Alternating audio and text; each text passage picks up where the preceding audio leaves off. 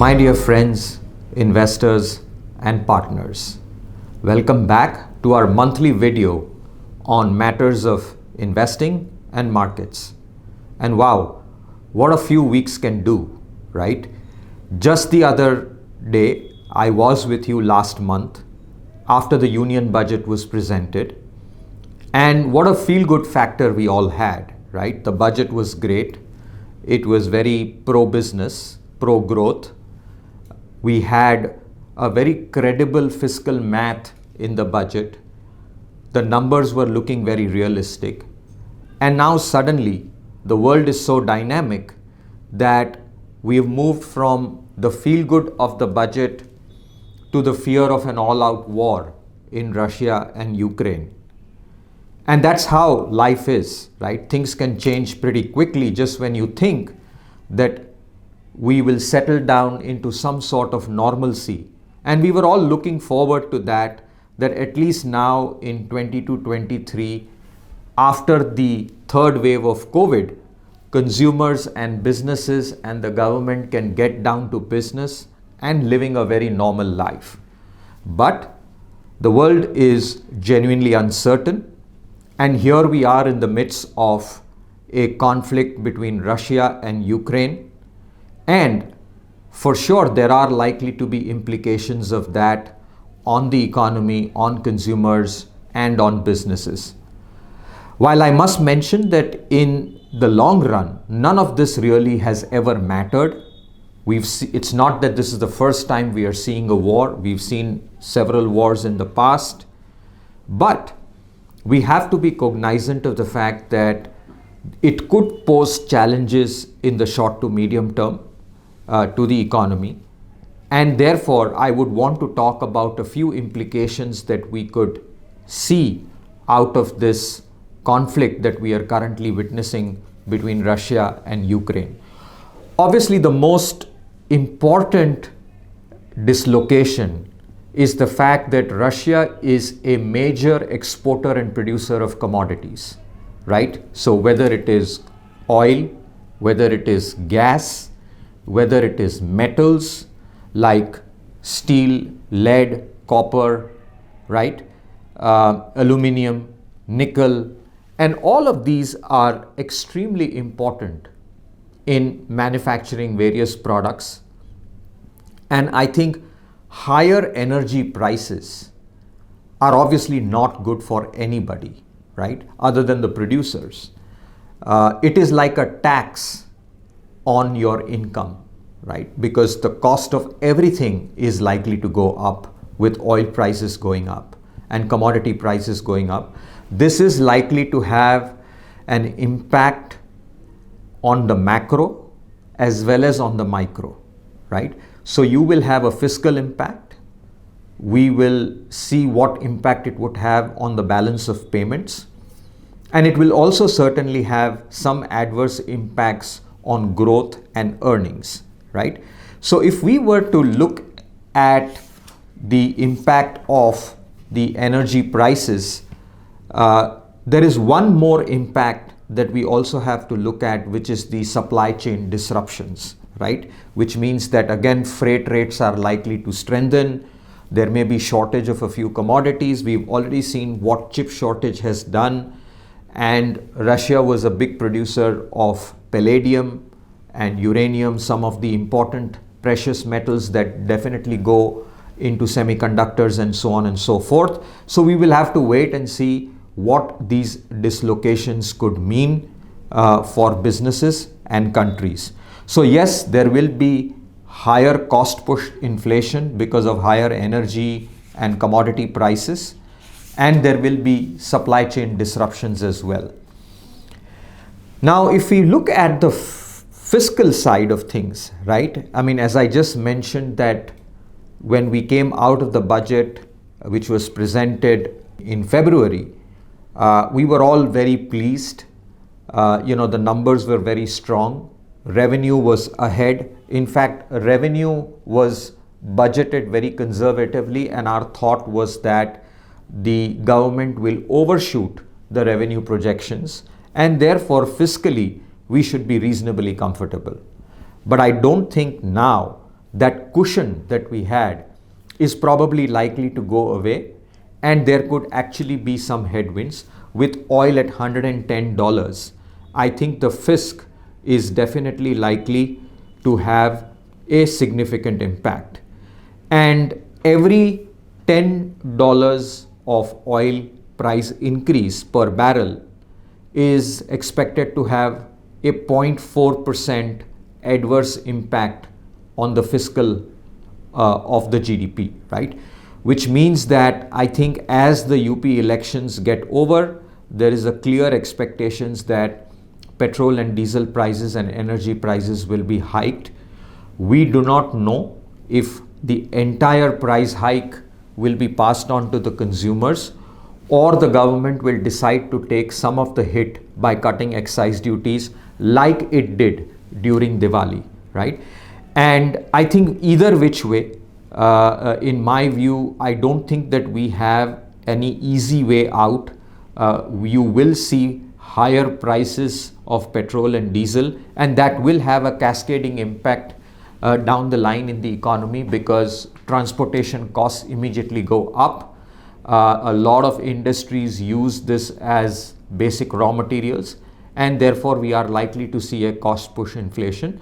And at a macro level, the simple takeaway is that when we thought that there is enough fiscal space, there will be aggressive capital spending, I think that could be at risk now, because the government will have to take, and the consumers will have to take, the impact of higher energy prices, right? So I think the fiscal situation is definitely going to be a little tricky. Now coming to the balance of payments, right? So one is the fiscal, what happens to your revenue and expenses. The other is the balance of payment, where basically, as we all know, that India imports almost practically all of its oil, almost 85% of its oil. And therefore, usually as oil prices go up, our trade balance also, or our balance of payments, which is our exports minus imports, also gets impacted. And that finally gets reflected in the value of the rupee, right? And so far, very creditably, even if the oil prices were going up from $70, $80 and were up at $90, the rupee was pretty stable. And one reason for that, as I have mentioned in the past, is that after a long time, India's software exports are now higher than our oil import bill, right? However, that break-even point is somewhere in the region of $85 to $90. So if oil is at $90 and around there, I think we are fine. Our software exports still beat gross oil and net oil imports. So, while our gross oil imports are higher, we do export some petroleum products, so we do get credit for that. But I think at around $90 odd, we break even.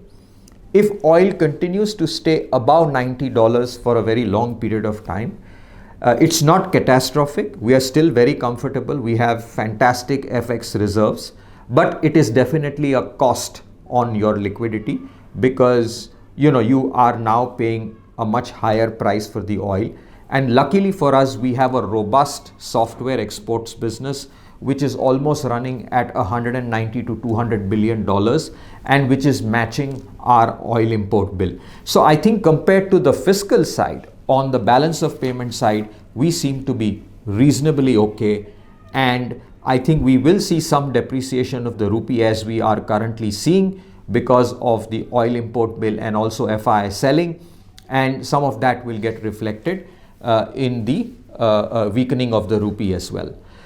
But coming to the most important thing, which is relevant for us as investors and relevant from the market's point of view, right? Because the fiscal and the BOP are macro. We will let the government do its job. There is very little that we can do about it.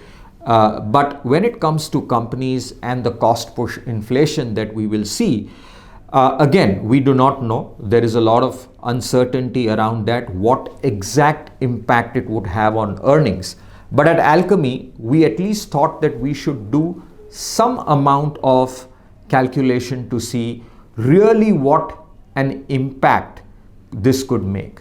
So what we did was that we know that there is a certain expectation of Nifty EPS. So for example, for last year, the Nifty earnings was 540, which was likely to go up to 733, and then in FY23 to 836. That was the base case. And what it was implying was a 24% CAGR in earnings between 21 and 23, right? And as we have always argued, that one of the reasons why we believe that the markets will hold up is because earnings are growing and it was not just about liquidity. However, in this current scenario, we did two things. One is that when we talk to companies in general, we believe that the adverse impact on margins could be anywhere, depending on the business, anywhere from 0.5 percentage point to maybe 2.5% point, right? So what we did was that we said, okay, companies will raise prices. And let's say if they're able to raise halfway through and half of the impact they have to absorb on their P&L or balance sheet. So we took a net 100 basis point or 1 percentage point reduction in margins across the board, except for financials, because banks don't have that impact. And we saw what it could do to growth, and we found that our Nifty earnings estimate could get impacted by about 7%. But we said not only margins, what if growth also gets impacted? And let's say growth falls by 10%, right? And then if we try to model an impact, what it could look like. So we took a 100 basis point fall in margins and we took a 10% hit on growth. Then we are seeing that we roughly see about a 9 to 10% reduction in our earnings estimate. Now, again, I must qualify that these are broad numbers. This is just to get a sense of what impact it could really have on Nifty earnings. And I think that the impact is somewhere between 7 to 10%. And as you all know, that markets have already corrected. The Nifty has already corrected from a high of about 18,400, 500 levels to about 16,250 levels, which is about a 13-14% correction. The broader markets, though, have corrected much more steeply. As it always happens, whenever there are headwinds to the market, the Nifty correction is probably lower, but the mid caps and the small caps and the broader markets tend to correct far more significantly. And as we have all seen, many stocks have corrected anywhere between 15 to 40% from their all-time highs. And we have seen a significant correction in the broad market.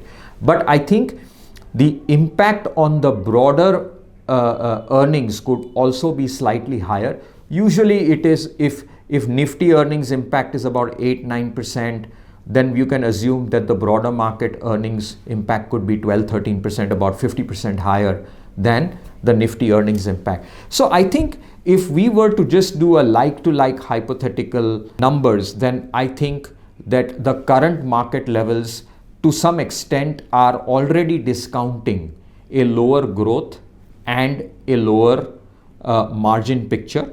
Now, markets are never in equilibrium. They are either undershoot or overshoot on both sides.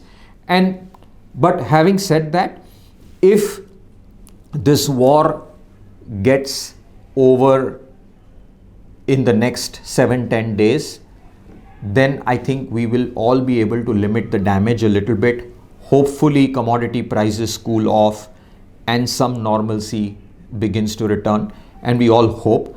However, if this extends beyond a point, then I think it will certainly have second order challenges for the economy and companies as well. So we will have to wait and watch. Having said that, I think one of the good things is that the markets have therefore corrected. Market valuations are now far more reasonable. So the Nifty was probably trading at 22 times forward earnings. Now it is down to almost 19.5 times forward earnings, right? Which is not very expensive. I think the markets are now trading at reasonably fair value, but could they correct a little more? Potentially, yes, it could. I think in the short run, we do have a challenge. However, in the medium to long term, I think we continue to remain solidly bullish on the India story. And I think India has weathered several of these kind of challenges in the past. And India's balance sheet and India Inc. balance sheet, which is the corporate balance sheets, are today far more stronger to be able to take any hits on itself, right?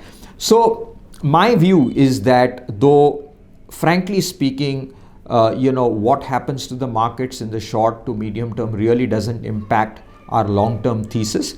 But my view is that the markets could remain sideways now for a reasonably long period of time, maybe for a couple of months, which actually is very good for active managers like us, because I do believe that we should be able to pick great stocks at very good prices.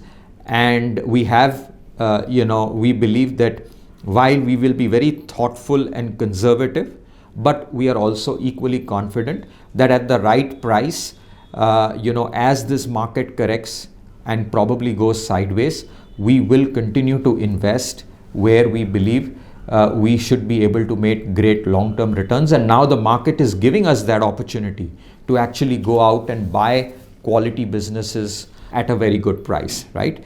Having said that, I think that there is, while all of these are headwinds that we discussed, right? As they say, ek haath le, ek haath de, right? So while there are these challenges, we also have some unintended benefits that could come our way. One of the benefits is that I think there will be even more greater redrawing of supply chains, and I think eventually Indian exports and Indian manufacturing should do reasonably well in the long run. Also, I think the fear that we had that the Fed and the central banks around the world had become very, very hawkish, right? We were now talking about a 50 basis point rate hike and then a significant rate hike cycle. I think with this uncertainty of the Ukraine-Russia conflict, I think the Fed has probably become less dovish. It is quite possible that instead of a 50 basis point hike, the Fed might just go ahead and do a 25 basis point hike, right?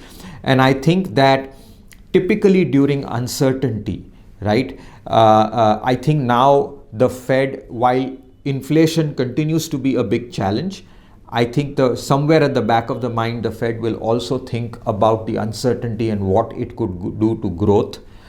So we will have to wait and watch. But I do certainly believe that, especially in Europe, for example, which will have a far bigger impact because of this crisis, I don't think that the European Central Bank is likely to tighten very quickly, which means that at the margin, the extreme hawkishness that we saw among central banks is probably going to get dialed down. Probably the reduction in balance sheet won't be that aggressive. Maybe the rate hikes won't be that aggressive. We will have to wait and watch. But I think amongst all the headwinds, that seems to be a little bit of a good news. And therefore, I think that we should probably see dialing down of the fear about very strong interest rate hikes going forward. But all of this, as I said, we will wait and watch. We are very, very watchful of what is happening in the underlying companies in our portfolio. If we believe we need to make some changes, we will.